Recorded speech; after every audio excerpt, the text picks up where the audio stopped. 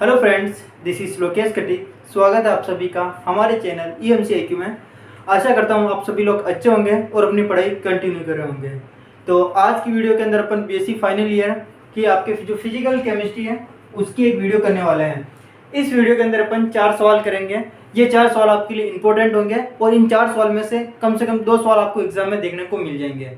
वैसे आपको पता होगा इस बार आपके एग्जाम का पैटर्न क्या है। आपने पैटर्न देख लिया होगा कि आपको पार्ट ए से आपको 5 क्वेश्चन करने हैं, बी से आपको 2 क्वेश्चन करने हैं और सी से आपको 2 क्वेश्चन करने हैं। तो अपन जो आज की वीडियो के अंदर पढ़ेंगे उनमें से ये 2 क्वेश्चन के लिए कर रहे हैं। इन 2 क्वेश्चन में से अपन जो करेंगे इनमें से मतलब एक क्वेश्चन आज की वीडियो से एक क्वेश्चन आपके एग्जाम के अंदर आ जाएगा, ठीक है। और बाकी जैसे फिजिकल केमिस्ट्री की आपके जो आप अगर चैनल पर जाकर वीडियो देखोगे तो 5 वीडियो ऑलरेडी बनी हुई है फिजिकल केमिस्ट्री की, ठीक है। उन 5 वीडियो को आपको देखना है और 6 नंबर की वीडियो ये देखनी है।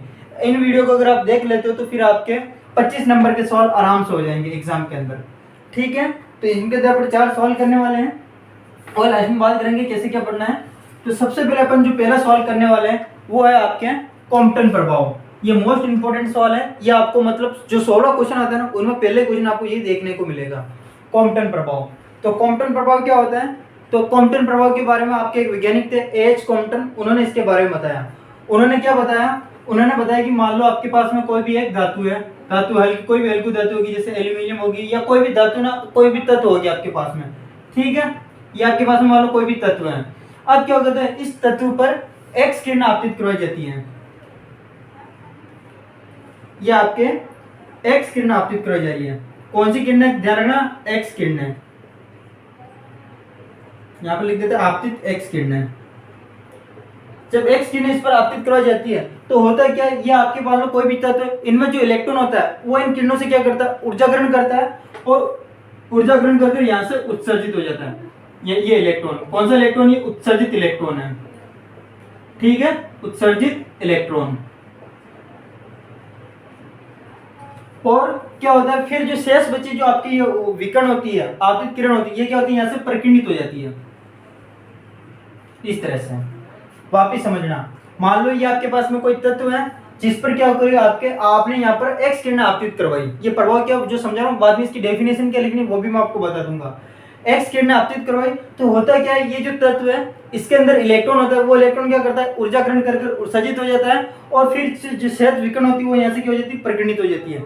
ये तो आपके आपतित किरण है और ये आपकी क्या है? प्रकीर्णित किरण है। कौन सी है? प्रकीर्णित किरण, प्रकीर्णित एक्स किरण,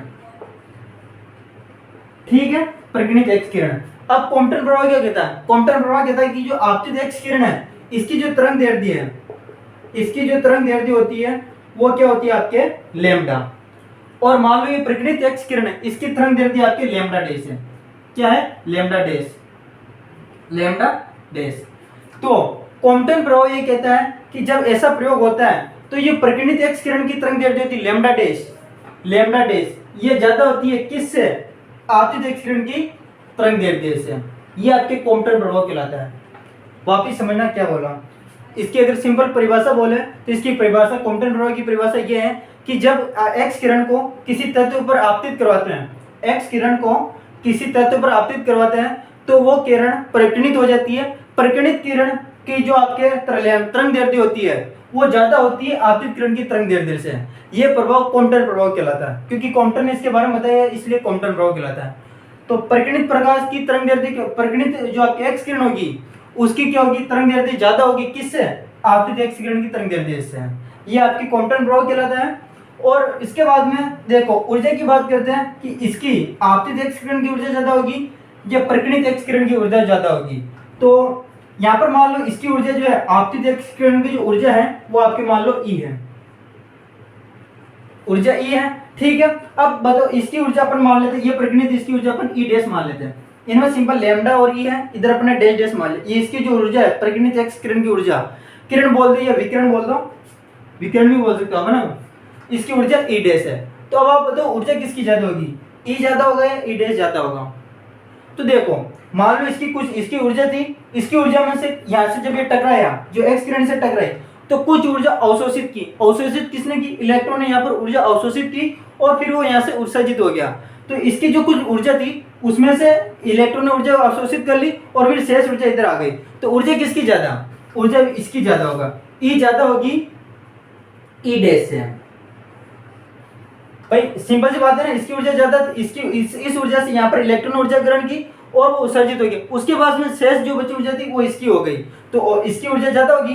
तो ये आपकी क्या हो गया कि ऊर्जा तो ज्यादा होती है किसकी, आपतित किरण, आपतित एक्स किरण की, लेकिन तरंग दैर्ध्य ज्यादा होती है किसकी, परिगणित एक्स किरण की। तो एक बार मैं आपको वापस ये परिभाषा बोलकर बता देता हूँ कॉम्पटन प्रभाव क्या होता है। कॉम्पटन प्रभाव ये होता है कि जब किसी एक्स किरण को किसी तत्व पर आपतित कराते हैं तो उससे इलेक्ट्रॉन उत्सर्जित होता है तथा परिकिणित एक्स किरण परिकिणित हो जाती है। परिकिणित एक्स किरण की तरंग दैर्ध्य लैम्डा डैश वो ज्यादा होती है आपतित एक्स किरण की तरंग दैर्ध्य से, ये कॉम्पटन प्रभाव कहलाता है। ठीक है, अब देखो अगर आपकी सिंपल से कॉम्पटन प्रभाव छोटे नंबर में हो तो आपको इतना सा करना है, लेकिन आपके एग्जाम के अंदर कॉम्पटन प्रभाव कैसा आता है वो इस प्रकार आता है कि कॉम्पटन प्रभाव क्या है और इसका प्रायोगिक सत्यापन किस तरह से किया जाता है। तो कॉम्पटन प्रभाव हो तो आपको पहले डेफिनेशन लिखनी है जो मैंने बोली है, और अगर आप मतलब इसके नोट्स मैं आपके टेलीग्राम पे डाल दूंगा, आप वहां से नोट्स चेक कर लेना, और आपको फिर इस तरह से ये डायग्राम भी बनाना पड़ेगा समझाने के लिए। अब देखो यहाँ पर क्या होता है कि इसमें एक कॉम्पटन ने क्या किया, एक सूत्र दिया था, एक सूत्र डेरिव किया था, उस सूत्र में आपको लिख देता हूँ। कॉम्पटन ने एक सूत्र दिया था, वो सूत्र था आपके डेल लेमडा बराबर लेमडा डैश माइनस लेमडा बराबर h upon m naught c 1 minus cos theta. ये एक सूत्र दिया था, कॉम्पटन ने सूत्र दिया था डेल लेमडा बराबर लेमडा डैश माइनस लेमडा बराबर h upon m naught c 1 minus cos theta. देखो यहाँ पर सबसे पहले तो अपन बात करते हैं डेल लेमडा क्या है। डेल लेमडा को ध्यान रखना, डेल लेमडा को बोला जाता है यहाँ पर कॉम्पटन विस्थापन, कॉम्पटन विस्थापन, इसको क्या बोला जाता है, आपके कॉम्पटन विस्थापन बोला जाता है। ये किसके बराबर होता है, लैम्डा डैश माइनस लैम्डा के, मतलब परिकिणित एक्स किरण की तरंग दैर्ध्य माइनस आपतित एक्स किरण की तरंग दैर्ध्य। चलो ये भी मैं लिख देता हूँ, लैम्डा डैश यहाँ पर होता है आपके परिकिणित एक्स किरण की तरंग दैर्ध्य, और लैम्डा जो होता है आपके आपतित एक्स किरण की तरंग दैर्ध्य।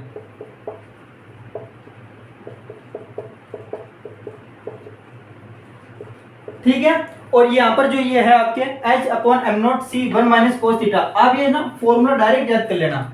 वैसे ये फॉर्मूला आता है, इसको डेरिव किया जाता है, मतलब ऊर्जा संरक्षण का नियम लगाया जाता है और संवेग संरक्षण के नियम लगाए जाते हैं, दो नियम लगाए जाते हैं, और उसके बाद में मतलब जो आपने डायग्राम बनाया उसके अंदर भी घटक लेने पड़ते हैं। तो आपको इतना नहीं करना, आपको सिंपल ये सूत्र लिखना है, ये वाला सूत्र लिख लेना है ना। और यहाँ पर h होता है आपके प्लांक स्थिरांक,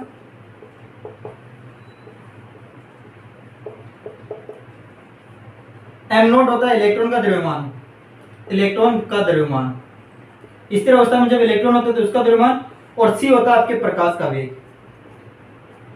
सी होता है प्रकाश का वेग। ठीक है, तो ये सूत्र आपको लिखना है। तो कॉम्पटन प्रभाव हो तो आपको पहले डेफिनेशन लिखनी है, फिर डायग्राम बनाना, और फिर उसके बाद में सूत्र लिखकर इस तरह से आप इसको ये बता सकते हो कि इसके अंदर क्या क्या है। और जो मैथमेटिक्स वाले उनको पता है 1 माइनस कोस थीटा क्या होता है, 1 माइनस कोस थीटा बराबर होता है 2 साइन स्क्वायर थीटा बाई 2 होता है। तो आपको अगर आप बुक में देखते हो तो इसी सूत्र को इस तरह से भी लिख सकते हैं कि डेल लेमडा बराबर लेमडा डैश माइनस लेमडा बराबर h naught upon h upon m naught c into 1 minus cos theta की जगह ये भी लिख सकते हैं 2 sine square theta by 2, 2 sine square theta by 2। Book के अंदर ये भी लिखा हो सकता है, ये 2 मान लो आपका आगे लिख सकते हो आप इसको 2h sign square theta by 2। तो बुक के अंदर ये फॉर्मूला भी लिखा हुआ है। ठीक है, तो ये तो हो गया आपके कॉम्पटन प्रभाव। आओ तो आपको इसी तरह लिखना है, एक बार जो नोट्स दिए उनके अंदर देख लेना है कि थ्योरी कैसे लिखनी, डायग्राम कैसे बनाना है। अब इसके बाद में आता है कि जो कॉम्पटन प्रभाव है उसका सत्यापन कैसे किया जाता है, और ये सवाल आपके मोस्ट इंपोर्टेंट, ये आपको एग्जाम में जरूर देखने को मिलेगा। कॉम्पटन प्रभाव का सत्यापन,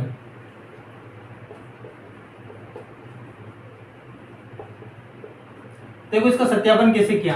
तो जो वैज्ञानिक कॉम्पटन थे उन्होंने क्या किया, इसका सत्यापन करने के लिए एक इस तरह से लेड बॉक्स लिया, ये एक तरह का बॉक्स लिया, इसे लेड बॉक्स बोलते हैं। इसके अंदर उन्होंने लगाई एक एक्स किरण नली, इसके अंदर उन्होंने एक एक्स किरण नली लगाई, ठीक है। और फिर यहाँ से उन्होंने क्या किया, जब यहाँ से एक्स किरण निकलती है तो इस एक्स किरण को एक सीधी लाइन में प्राप्त करने के लिए उन्होंने यहाँ पर क्या लगाई, एक स्लिट लगाई S1, एक स्लिट लगाई S1, ठीक है। और फिर यहाँ पर उन्होंने एक लगाया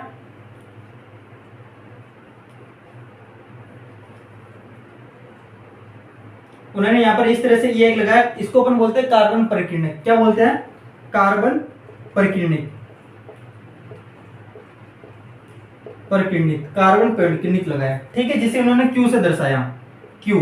और ये आपके लेड बॉक्स है, लेड बॉक्स जिससे P से दर्शाया जाता है, ठीक है। और ये आपके एक्स किरण नली, एक्स किरण नली, ये डायग्राम में फिर समझा देता हूं ना। ये आपके कार्बन परिकिरणिक है जिससे एक्स किरण परिकिरणित होती है। यहाँ से परिकिरणित होने के बाद में ये यहाँ पे एक क्रिस्टल लगा रहता है, इस तरह से एक क्रिस्टल लगा रहता है, ठीक है। क्रिस्टल को C से दर्शा दिया मान लो। अब यहाँ से परिकिरणित होने पहले यहाँ से परिकिरणित हुई, फिर इस क्रिस्टल से टकराने के बाद में ये जो किरण है, ये किरण जाती है आपके पास में एक आई बॉक्स होता है, ये एक आई बॉक्स है, ठीक है। इस आई बॉक्स में जैसे ये किरण जाती है, ये किरण जाती तो ये आई बॉक्स क्या करता है, इसके अंदर एपरेटस लगे रहते हैं जिसकी सहायता से क्या करते हैं, इसकी तरंग दैर्ध्य नाप लेते हैं। ये क्या करता है, तरंग दैर्ध्य माप ज्ञात करता है। आई बॉक्स क्या करता है, तरंग दैर्ध्य ज्ञात करता है,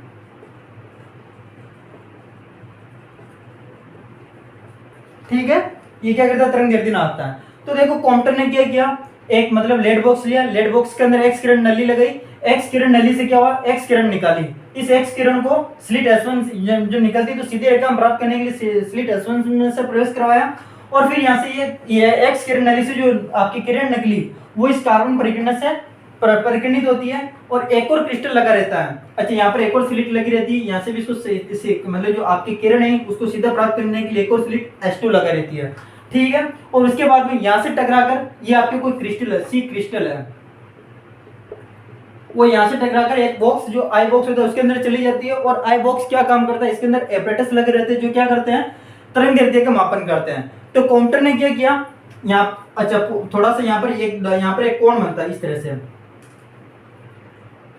अगर मान लो ये एकदम सीधे आती तो ये नीचे तक जाती, लेकिन यहाँ से परिकिरणित होगी और यहाँ पर एक कोण बनता है थीटा कोण, ये कोण बनता है थीटा कोण, ठीक है, ये थीटा कोण बनता है। तो एक बार पहले वापिस व्यवस्था को समझ लेते हैं फिर करते हैं। एक लेड बॉक्स लिया और एक एक्स किरण नली ली, इस एक्स किरण नली से एक्स किरण निकाली जिसको स्लिट S1 से गुजारा तो वो सीधी अपन को प्राप्त हो जाती, सीधी रेखा में प्राप्त होती, ठीक है। और फिर ये एक कार्बन परिकिरणित लगा रहता है जिससे एक्स किरण परिकिरणित होती है, परिकिरणित होने के बाद में स्लिट S2 से गुजर जाती है और वो क्रिस्टल C क्रिस्टल से टकराकर ये आपके एक बॉक्स होता है आई बॉक्स जिसके अंदर जाती है। आई बॉक्स क्या करता है, तरंग दैर्ध्य को नापता है। अब यहाँ पर क्या करते हैं, देखो ये क्यू के ये क्या बनता है, यहाँ पर थीटा कोण बनता है, ये क्या परिकिरणित होती है तो इनके बीच में ये कोण कितना बनता है, थीटा बनता है। थीटा कुछ भी हो सकता है ना। तो इसने कॉम्प्टन ने क्या किया, यहाँ पर इसको इस तरह से सेट किया कि थीटा इक्वल टू 90 डिग्री हो जाए। मतलब ये जो कोण बना ना, इसको कोण को कितने डिग्री रखा, 90 डिग्री रखा। और 90 डिग्री रखने पर उन्होंने पाया कि जो डेल लैम्डा का मान आ रहा है, तरंग दैर्ध्य के अंदर अंतर आ रहा है, जो अपने लिखा डेल लैम्डा क्या है, कॉम्प्टन विस्थापन है, इसके अंदर जो मान आ रहा है वो इनका आया था 0.022 एंगस्ट्रॉम, 0.022 एंगस्ट्रॉम आया। और इसी मतलब थीटा इक्वल टू 90 डिग्री रखने पर इसने जो आई बॉक्स है इसने तरंग दैर्ध्य का मापन कितना किया, वो डेल लैम्डा आया कि 0.022 एंगस्ट्रॉम आया। और अपन ने जो सूत्र लिखा था, सूत्र क्या लिखा था, डेल लैम्डा बराबर लैम्डा डैश माइनस लैम्डा बराबर H/m0 C 1 minus cos theta, ये सूत्र। यहाँ पर थीटा इक्वल टू 90 डिग्री रखकर जब आप इसको सोल्व करोगे तो यहाँ पर भी डेल लैम्डा का जो मान आता है वो आता है 0.0242 एंगस्ट्रॉम। सूत्र से मान क्या है, सूत्र जब आप सोल्व करते हैं अपन, सूत्र से मान आता है 0.0242 एंगस्ट्रॉम आता है। और ये इस प्रयोग किया, इससे इसका मान कितना है 0.022 एंगस्ट्रॉम। तो देखो लगभग ये पूरे बराबर है, 0.022 और ये 0.224 आ रहा है। तो इस तरह से क्वांटम प्रभाव का प्रायोगिक सत्यापन हुआ, ठीक है। इसके अंदर ये H प्लांक स्थिरांक, इसका मान कितना होता है 6.6 × 10⁻⁻34 जूल सेकेंड। ये m0 इलेक्ट्रॉन का द्रव्यमान है 9.1 × 10⁻31 और c प्रकाश का वेग है। प्रकाश का वेग क्या होता है 3 × 10⁸ मीटर पर सेकेंड। तो इस तरह से इसका प्रायोगिक सत्यापन है। अब इसके अंदर आपको थ्योरी कैसे लिखनी है और मतलब एग्जाम में किस तरह से प्रॉपर वे में लिखना, उसके लिए एक बार नोट्स देख लेना। अब अपन सेकंड सवाल करते हैं। सेकंड सवाल है आपके कि कृष्णिका किसे कहते हैं। कृष्णिका किसे कहते हैं? कृष्णिका को इंग्लिश में बोलते हैं ब्लैक बॉडी,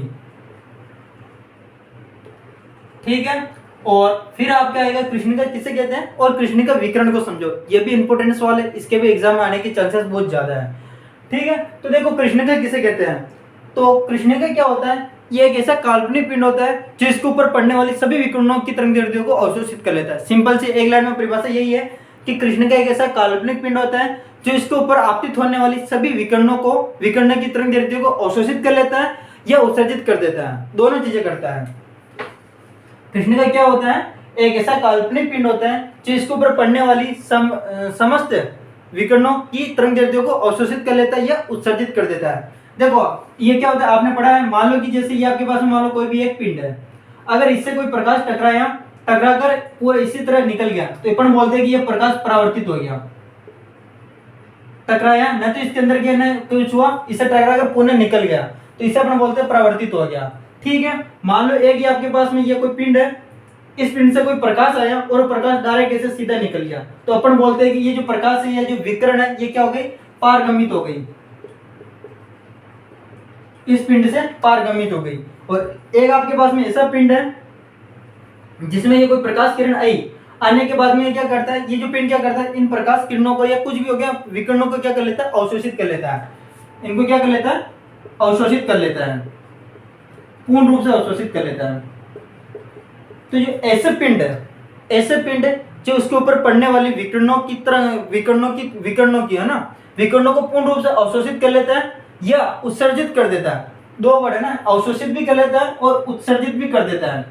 उसे अपन क्या कहते हैं? उसे अपन कृष्णिका या ब्लैक बॉडी कहते हैं। ब्लैक बॉडी नाम से पता चल रहा है, ब्लैक बॉडी इसका रंग कैसा होगा? काले रंग का होगा। तो आपको बस ये ध्यान रखना है कि कृष्णिका या ब्लैक बॉडी उसे कहते हैं जो उसके ऊपर पड़ने वाली समस्त विकिरणों की तरंगदैर्ध्यों को अवशोषित कर लेता है या उत्सर्जित कर देता है। अब मान लो आपके पास में ये कोई कृष्णिका पिंड है, जैसे ये मान लो आपके पास में कोई कृष्णिका पिंड है, ठीक है। ये किस रंग का होगा? ब्लैक रंग का होगा। और इसके ऊपर आप चाहे कौन सा भी मतलब विकर्ण है ये उनको क्या कर लेगा? अवशोषित कर लेगा।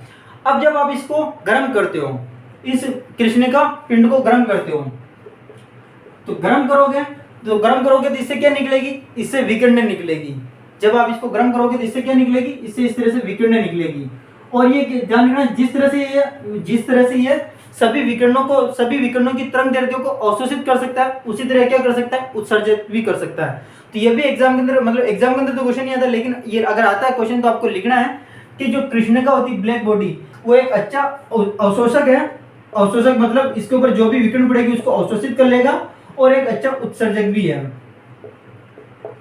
उत्सर्जक का मतलब जब इसको गर्म कराएंगे तो इसमें से सभी तरंगदैर्ध्यों की विकिरणें निकलेगी, ठीक है। और इन विकिरणों को क्या कहेंगे? इन विकिरणों को कृष्णिका विकिरण कहेंगे। ये सिंपल ही है, छोटा सा, मतलब एग्जाम के अंदर भी आता है तो ज्यादा लाइन नहीं भरेगी, आपकी 5-6 लाइन भरेगी, है ना। क्योंकि जब आप 16 क्वेश्चन देखते हो फिजिकल केमिस्ट्री के अंदर, आप 16 क्वेश्चन देखना, 16 क्वेश्चन आपके इस तरह से आता है, कोई ऑप्शन ए और ऑप्शन बी, 16 में से 2 क्वेश्चन आएंगे, फिर इसके और कर क्वेश्चन आएंगे ए और बी। तो आपको इससे 2 क्वेश्चन आएंगे तो उनको छोटा छोटा लिखना है, बड़ा नहीं लिखना है। आपकी कृष्णिका सिंपल सा सवाल आएगा, कृष्णिका किसे कहते हैं, आपको डेफिनेशन लिखनी है और फिर आएगा कृष्णिका विकिरण वक्र को समझाइए। तो पहले तो कृष्णिका अपन समझ लेते हैं। कृष्णिका ये हो गई। कृष्णिका आए तो आपको परिभाषा क्या लिखनी है कि कृष्णिका या ब्लैक बॉडी एक ऐसा काल्पनिक पिंड होता है जो इसके ऊपर पड़ने वाली सभी विकिरणों की तरंगदैर्ध्यों को अवशोषित कर लेता है या उनको उत्सर्जित कर देता है। अवशोषित भी कर लेता है और उनको उत्सर्जित भी कर देता है। उसे अपन क्या कहते हैं? कृष्णिका ब्लैक बॉडी कहते हैं। और ध्यान रखना, इसके लिए जो इसका मान होता है अवशोषणांक,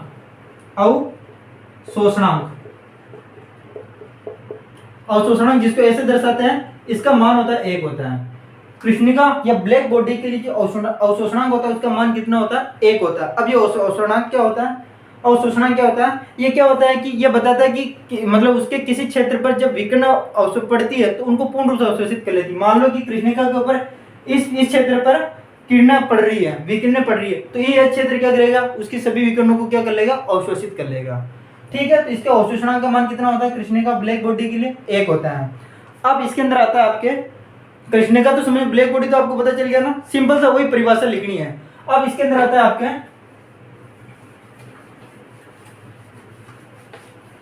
अब इसके अंदर आता है कृष्ण का विकिरण क्या है।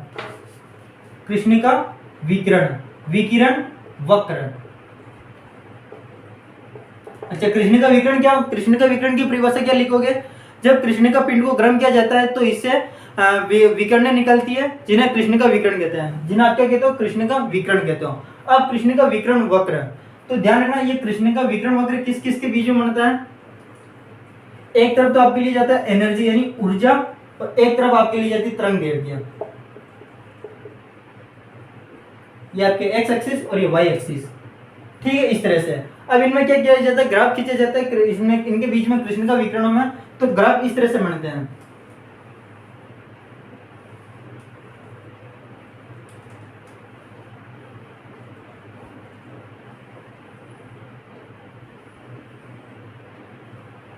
इस तरह से ग्राफ बनते हैं।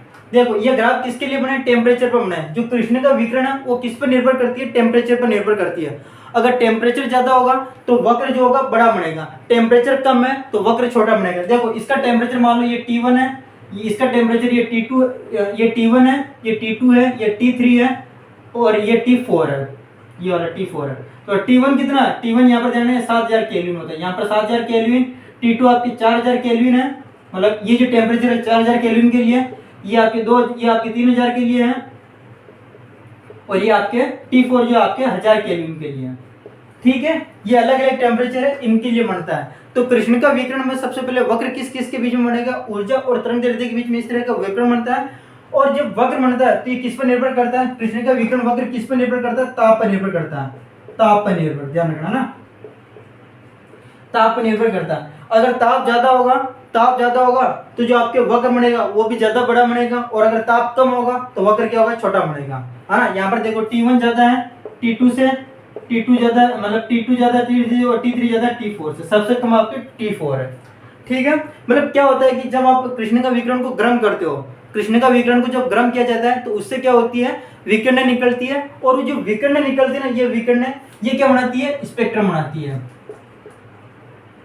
क्या बनाती है? स्पेक्ट्रम बनाती है, और इसी स्पेक्ट्रम का अपन क्या बनाता है? वक्र बनाता है। तो ये आपकी कृष्ण का विकिरण का वक्र बनता है। बस इतना सही है। मैं वापस कह रहा हूँ, अगर ये सवाल आएगा तो आपकी ज्यादा पेज नहीं, आपको मतलब आधा पेज भी नहीं पढ़ने वाला है, छोटा सा ही है।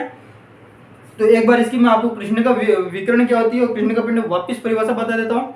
कृष्ण का ब्लैक बॉडी की परिभाषा क्या है? कृष्ण का वह काल्पनिक पिंड है जो इसके ऊपर गिरने वाली विकिरणों की तरंग दैर्ध्यों को अवशोषित कर लेता है या उत्सर्जित कर देता है। कृष्ण का पिंड के लिए अवशोषणांक का मान जो होता है वो 1 होता है, मतलब A का मान जो होता है 1 होता है, ठीक है। और ये एक अच्छा अवशोषक होने के साथ में एक अच्छा उत्सर्जक भी है, अवशोषक होने के साथ में एक अच्छा उत्सर्जक भी है।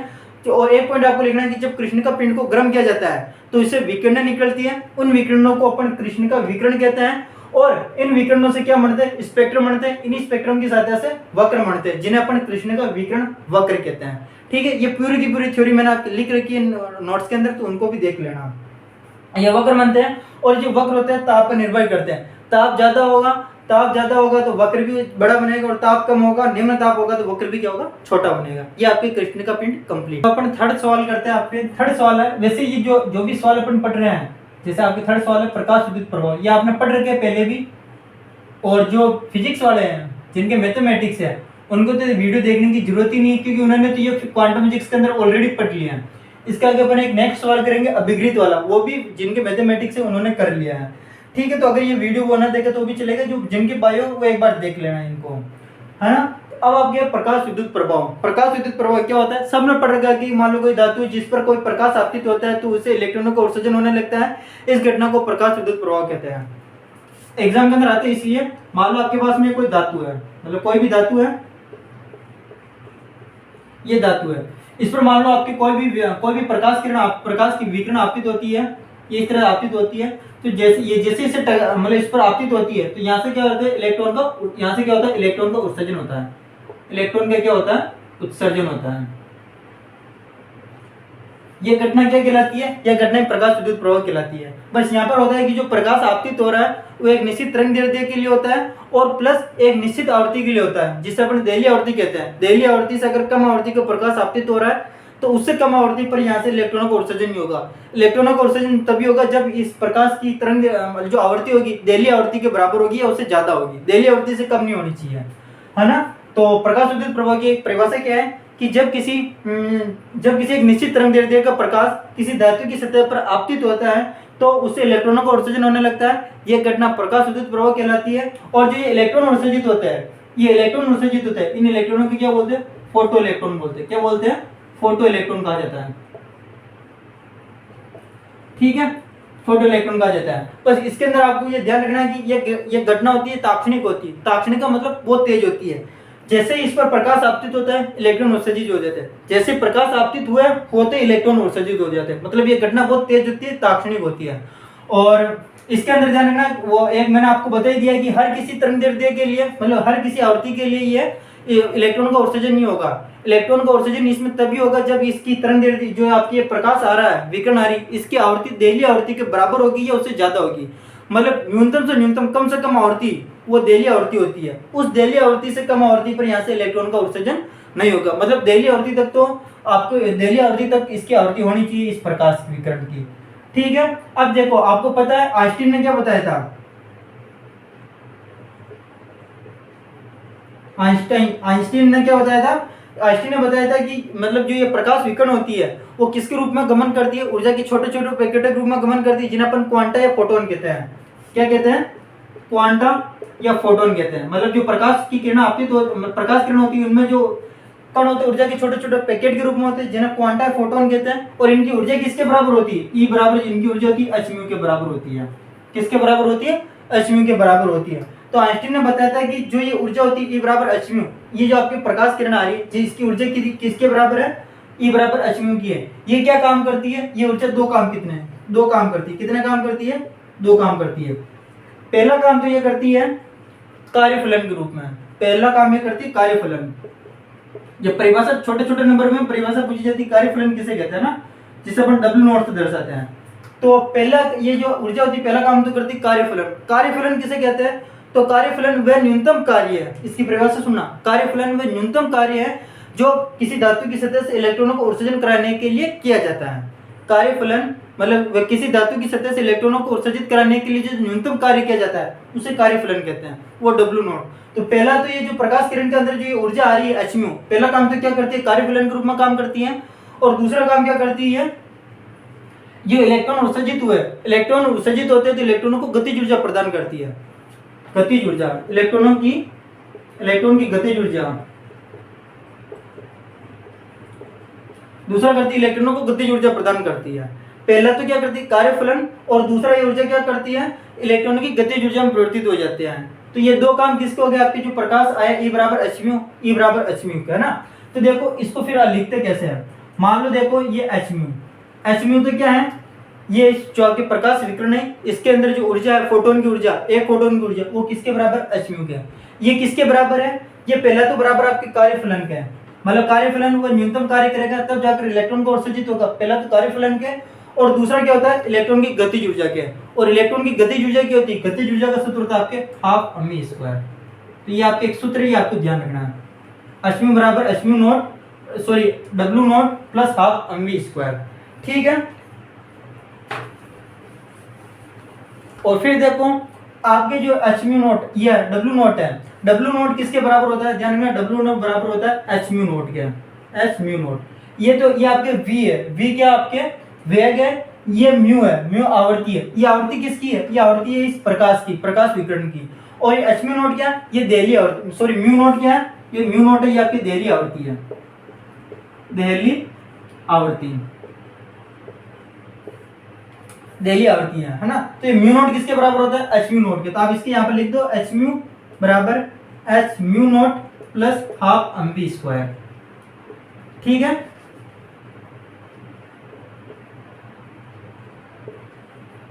बराबर। और इसको पक्षांतरण करके कर लो तो यहाँ से क्या होती है कि आइंस्टीन की समीकरण निकलती है जो आपके एग्जाम में पूछी जाती है। ये h म्यू इधर ही है, इसको आप इधर ट्रांसफर करो तो माइनस h म्यू नॉट बराबर हाफ mv स्क्वायर। तो ये आपके देखो आप इसको और किस तरह से लिख दो? हाफ mv स्क्वायर, ये बराबर होगा, यहाँ से आप क्या कर सकते हो? h कॉमन ले लो और क्या बचेगा? Mu minus mu naught.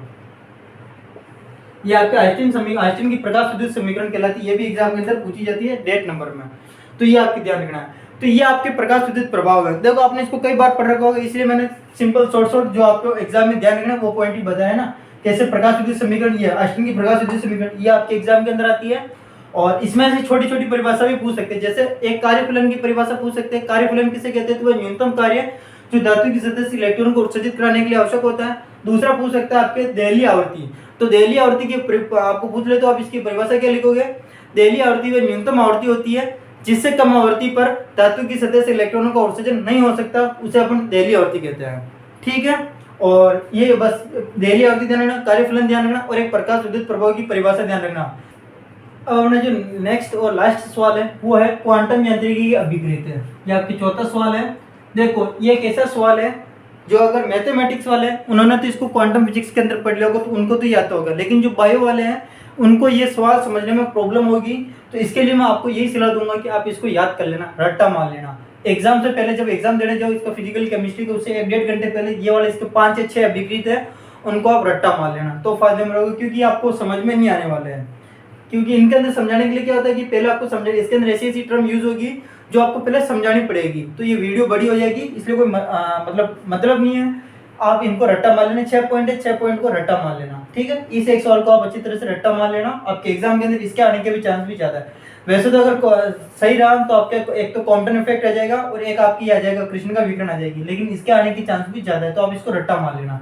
ठीक है, 3 पॉइंट ये है, 3 पॉइंट में और लिख दूंगा। पहला पॉइंट ये है कि एक कण की भौतिक अवस्था, एक फलन, ये psi x y z t, मतलब साई एक फलन होता है किसका?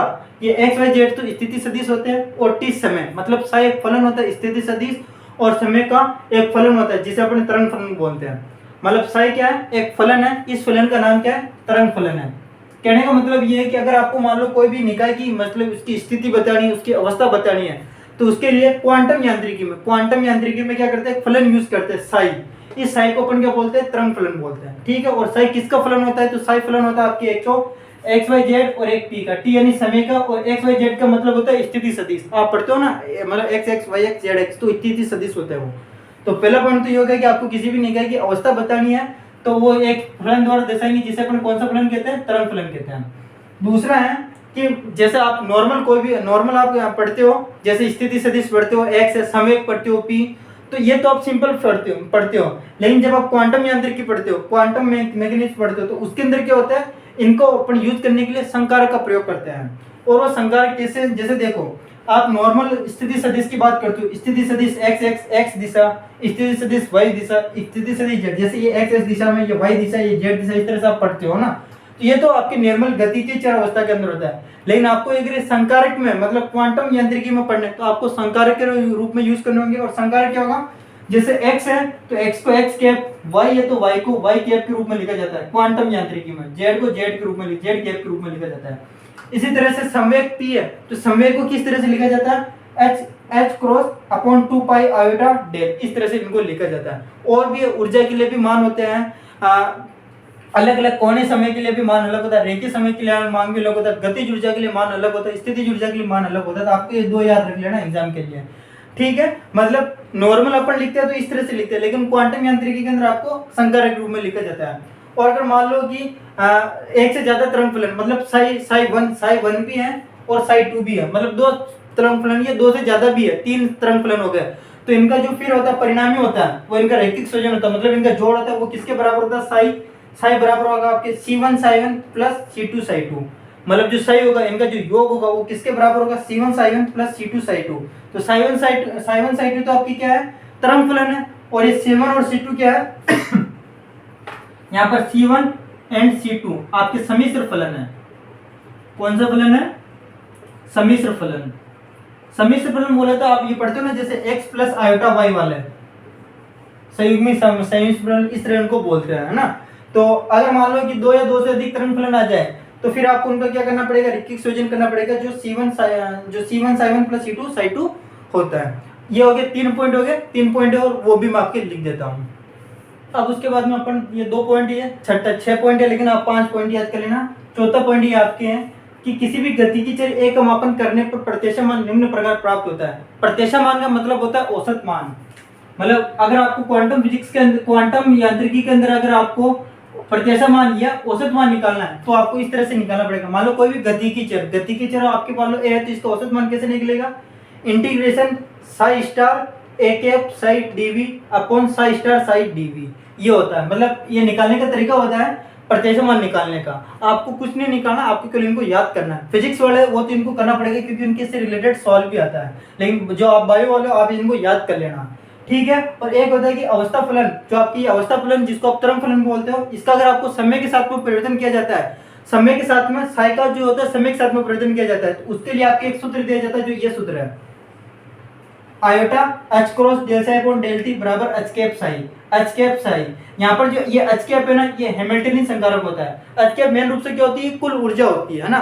तो अभी वो भी आपको ध्यान रखना, कुल ऊर्जा क्या होती है, उसके लिए भी डेल स्क्वायर साई ऐसे निकाल कर करना पड़ता है, तो वो भी आपको नहीं करना है। बस ध्यान रखना ये क्या होती है, क्वांटम यांत्रिकी के अंदर कुल ऊर्जा का, कुल ऊर्जा जिसको अपन एच कैप से निकालते हैं, एच कैप से दर्शाते हैं, हैमिल्टनियन संकारक है। तो ये अभिगृहित वाले कुछ 5 पॉइंट है। आप ये 5-6 पॉइंट, वैसे आप 5 पॉइंट याद कर लेना, इनको आप रट्टा मान लेना। इनके देखो एग्जाम आने के चांसेस भी क्या ज्यादा है ना। इनको आपको याद करने हैं। तो ये 4 सवाल है, अगर किस्मत अच्छी रही तो इन 4 सवाल में से आपको 2 सवाल जो आपको क्वेश्चन 16 में देखने को मिल जाएंगे, और अगर वो देखने को मिल जाते तो आपके 2 बड़े सवाल हो जाए, मतलब आपके एक बड़ा सवाल हो जाएगा 7 नंबर का। और इसी तरह से देखो आपकी जो पैटर्न है फिजिकल केमिस्ट्री के अंदर, चाहे फिजिक्स की बात करते हो, आपके पैटर्न यही है कि आपको पार्ट ए से, पार्ट ए से आपको 5 क्वेश्चन करने हैं, पार्ट बी से आपको 2 क्वेश्चन करने हैं, और पार्ट सी से भी आपको 2 क्वेश्चन करने हैं। जो ये पार्ट ये ए है, ये 1-1 नंबर का है, एक क्वेश्चन 1 नंबर का, 5 क्वेश्चन 5 नंबर का हो गए, ठीक है। बी जो है आपके मतलब 2 क्वेश्चन करने हैं, एक क्वेश्चन 3 का आएगा, तो ये आपके हो गए 6 नंबर। और ये जो आपके सी वाला है, सी के अंदर आपको 2 क्वेश्चन करने हैं, एक क्वेश्चन 7 का है, तो ये आपके कितने का हो गए 14, और आप इनको टोटल करोगे तो ये आपके 25 नंबर को हो गए। तो आपको फोकस इन पर करना है, 7 नंबर वाले सवाल पर करना है। तो मैंने आपके इससे पहले, ये 6ठी वीडियो है, इससे पहले 5 वीडियो और बनी हुई है, उन 5 वीडियो को देख लेना, जिससे आपके ये भी आराम से हो जाएंगे, ये भी आराम से हो जाएंगे, और ये भी आराम से हो जाएंगे। मतलब 25 नंबर के सवाल तो आपके आराम से हो जाएंगे, ठीक है। तो उन वीडियो को देख लेना, और उन वीडियो को सीक्वेंस वाइज देखना, उनका मतलब उनको एकदम ऑर्डर से जमा कर मैंने आपके टेलीग्राम चैनल पर लिंक डाल दिया है, तो वहां से देख लेना, ठीक है। धन्यवाद।